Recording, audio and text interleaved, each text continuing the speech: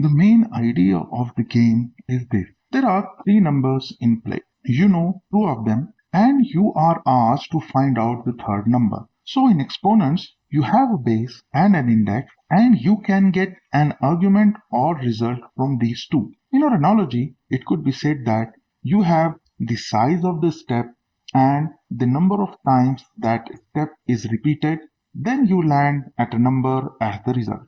Now, let's move forward. In the next game, you are given how many times the step have to be repeated, that is index, and you already have reached a number, that's argument, but you don't know what is the size of the steps you have taken to land at that number. And to denote this idea, you use a radical or a root sign. And in this notation, instead of calling I as an index, you simply call it as ith root. Pause a few seconds and ponder on this.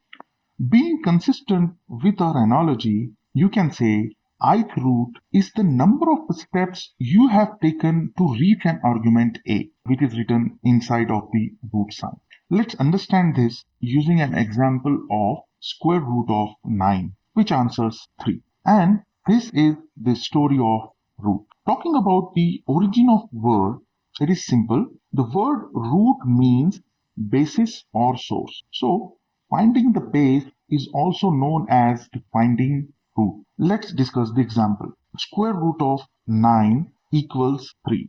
So we start from 9 and take 2 steps only in the backward direction and land on the number 1 and figure out what could be the size of this step.